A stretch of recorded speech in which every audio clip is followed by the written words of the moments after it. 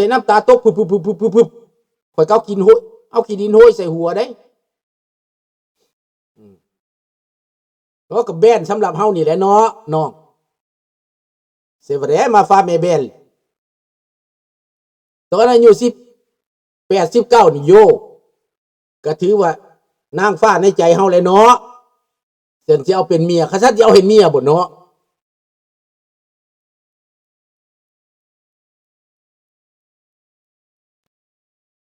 ดังนั้นพี่น้องเรื่องที่ว่าโอกาสเรื่องประเทศที่มีโอกาส opportunity นี่ประเทศแคนาดาออสเตรเลีย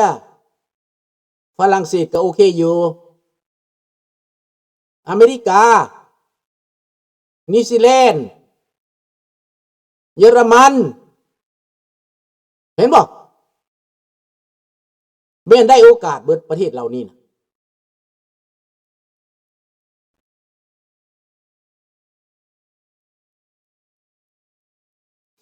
นะลิงน้อยกับเมียเพิ่นเป็นนางงามเด้งามเบิดทุกคนหั่นล่ะให้มันงามน้ำใจเด้อมื้ออื่นวันที่14อย่าลืมให้ดอกกุหลาบเขาเด้อแฮปปี้วาเลนไทน์เบิดทุกคนเด้อแม่นบ่น้องจันทวีเนาะอย่าลืมดอกกุหลาบเด้อมื้ออื่นให้ลูกให้เมียพวกเขาดีใจเด้เข้ามาบ้านปั๊บดอกกุหลาบปั๊บให้โลดนะได้ดอกหนึ่งก็พอเป็นน้ำใจเนาะ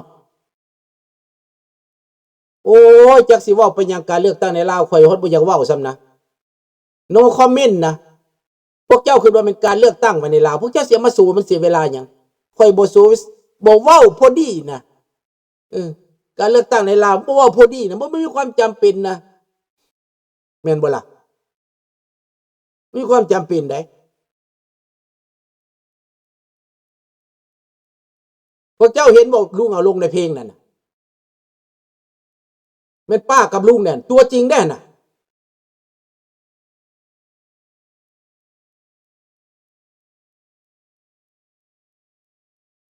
ฮู้ปันทายตอนปี2015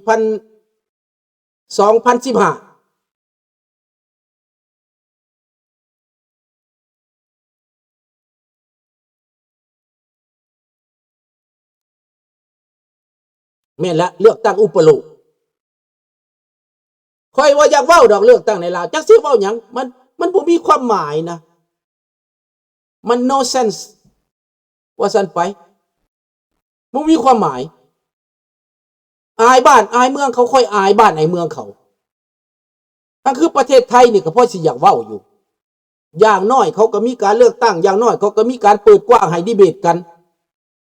อย่างน้อยเขาก็แข่งขันกันสบายดีวิสาร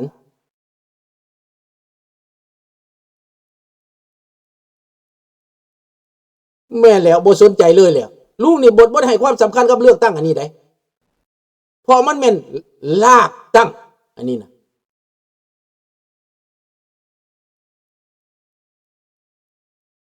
แม่นบ่อายเขานะบ่อยากเว้าเลยนะเลือกตั้งลาวนะคนลงแข่งก็เป็นคนตัวเองไปเลือกแข่งตัวเองเอาเจ้าคิดเบิ่งดูนางงามนะเอานางงามมาเลือกอะเอาคนตัวเองเอาลูกตัวเองไปเลือกแล้วก็ได้ตัวเองสิเลือกให้ยังตั้งโลดยกขึ้นโลดประชาชนเสียไม่เสียเวลาทำมาหากินเขายังบ่ต้องเรื่องดอกเจ้าเลือกเจ้าตั้งกันเองอยู่แล้วนายกเจ้าก็ลากมาเองอยู่แล้ว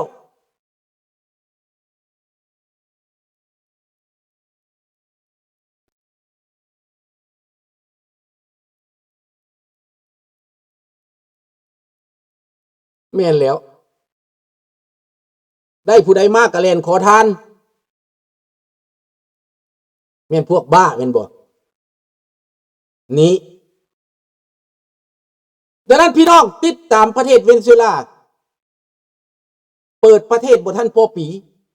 จับมาดูโรไปเข้าคุกคนเดียวประเทศได้โอกาสเขาห้องว่าประเทศคอยปฏิรูป ประธานาธิบดีโรดริเกสเดลซีโรดริเกสประกาศว่าเปิดประเทศรวมไม่รวมมือบิลาเตโรการค้าขายทุกด้านรอบด้านได้กำไรขายน้ำมันออกมาเงินไปพัฒนาประเทศบูรณะสร้างสรรค์ประเทศนี่อันนี้และคนลาวนี่บ่คิดบ่อยากเปลี่ยนแปลงบ่อยากเห็นบ่แบบนี้เป็นหยังข้าพเจ้าจึงว่าประเทศอเมริกาให้ opportunity ข้าพเจ้าว่าอเมริกาก่อนเนาะเพราะเป็นประเทศใหญ่แม่นความจริงบ่อามิโกแล้วก็น้องจันทวีว่าอเมริกานี้คนอพยพที่มาในจำนวน 7-8 แสนคนนี่นะแต่ละคนมีโอกาสเบิดเท่ากันเบิดแต่ว่าผู้สิบึกบืนหรือบ่บึกบืนเป็นเรื่องหนึ่งแต่ว่าลูกเต้าแต่ละคนได้รับการศึกษาอย่างน้อยจบวิชาชีพจบมัธยมจบอุดมขึ้นไปเบิด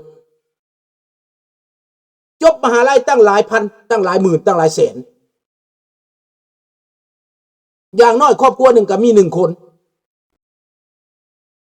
แต่ครอบครัวข้าพเจ้ามี4 คนและสิมีหลายกว่านั้นอีกเดี๋ยวนี้หลานขึ้นมาอีกถึง1 น้อง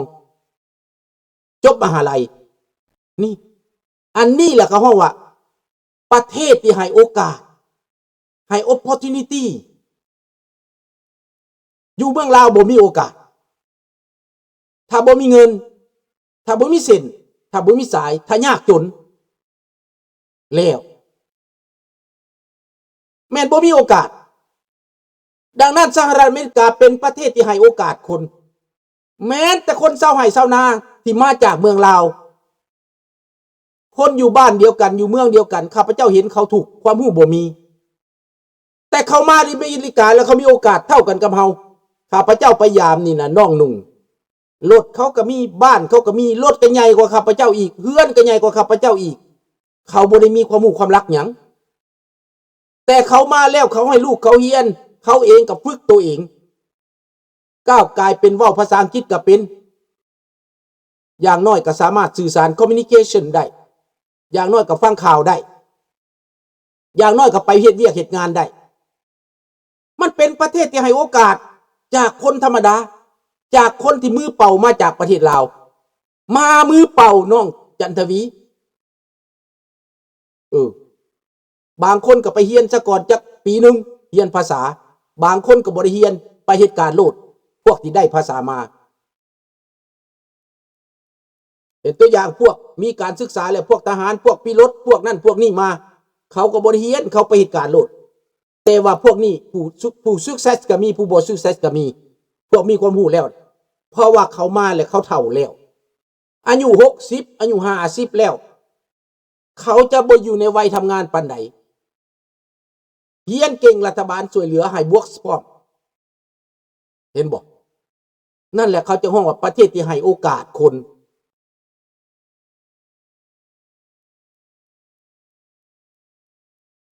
ดูตามคะแนนเรียนเก่งบริษัทหับตอดเอาเลยแม่นลูกชายอ้ายนี่ขนาดว่าจบอยู่แคนาดาบริษัทอเมริกาเขายังติดตามเจ้าสิมาทำงานให้ข่อยบอกคุณได้มันเป็นจังซั่นดังนั้นประเทศที่ให้โอกาสเนี่ยอเมริกานี่แม่นโลกเสรีนี่บ่แม่นโลกคอมมิวนิสต์อยู่ในโลกคอมมิวนิสต์เป็นอะไรผู้ใดเก่งผู้ใดเข้าใจทางไหนผู้ใดคิดบ่คือเพิ่นระวังได้ภาครัฐจัดการได้นาบคู่ไว้ก่อนบ่แม่นส่งเสริมได้ป่าไปก่อนได้เจ้าลูกไผเจ้าจักพ่อข่อยบ่พ่อเขาเป็นไงได้พ่อเขาในพลในพันได้พ่อเขาเป็นตำรวจได้นานเมืองลาวเจ้า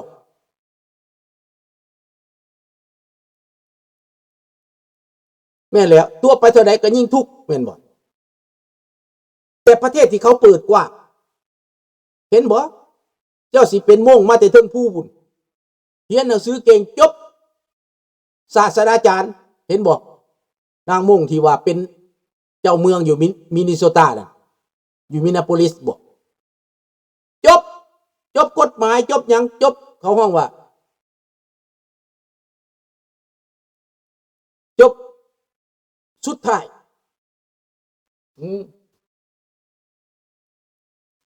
จบ BMA จังสินะเห็นบอกจบ CPM จังสินะในอเมริกานี่มีเยอะ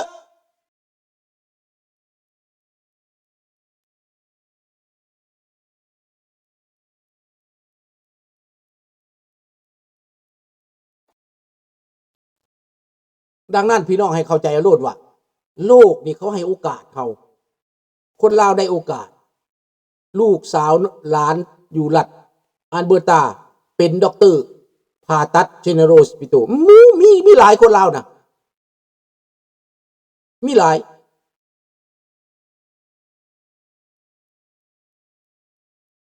เจ้าบ่อยากเห็นว่าความสำเร็จ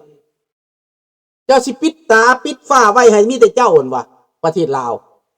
มีแต่เท่าทองรุ่นกับเท่าสอนไซเท่าไซสมพรเป็นคนเก่งคนเจ้าของประเทศวะแกหัวขอดพวกนี้ว่าเป็นเจ้าของประเทศ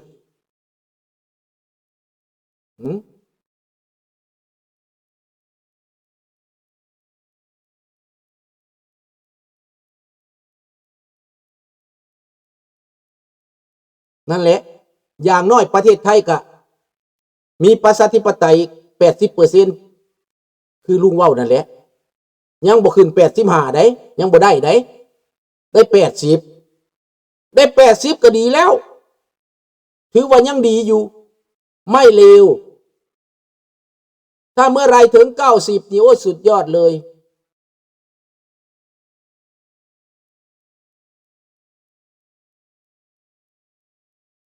หนูบ่ไปเลือกแล้วจูนนี่สาบแช่งให้มันตายพอแล้วจูนนี่นะผู้นำงูประเทศบ่เจริญดังนั้นความจริงมันเป็นความจริงเจ้าสิมาตัวเจ้าสิมาซอเจ้าสิมาคัดค้าน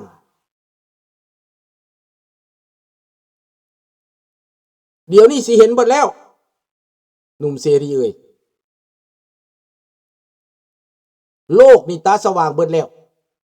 สิเห็นตอนทับถ้ำนี่แหละทับถ้ำเราเป็นคนโผงผางคนอาจจะบ่มักแต่ว่าความจริงก็คือความจริง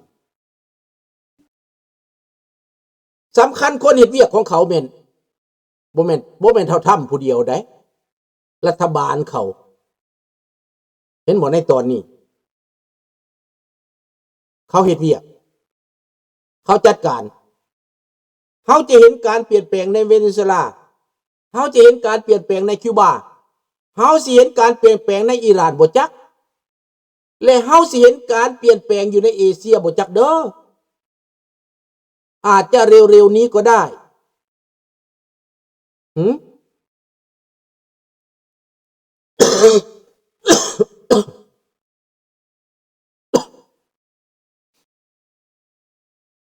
ว่าลีเวชพงศ์บ่ปากแล้วเพราะว่าเขาบ่ให้เลือกเลยดิบ่เป็นหยัง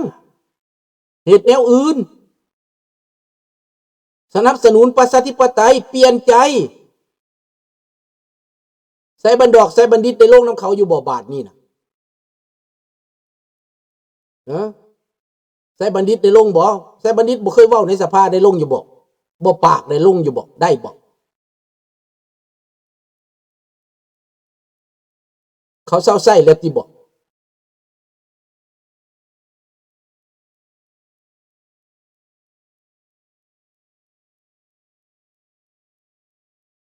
เลือกไปยัง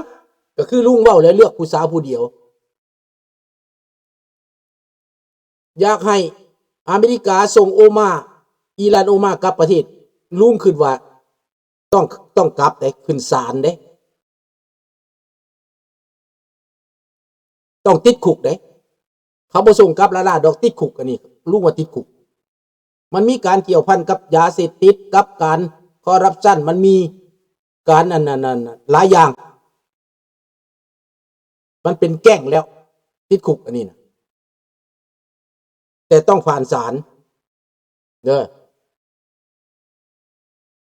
ดังนั้นพี่น้องคือใดเลือกอย่างและเพื่อพิสูจน์ความจริงตามที่ลุงเว้านี้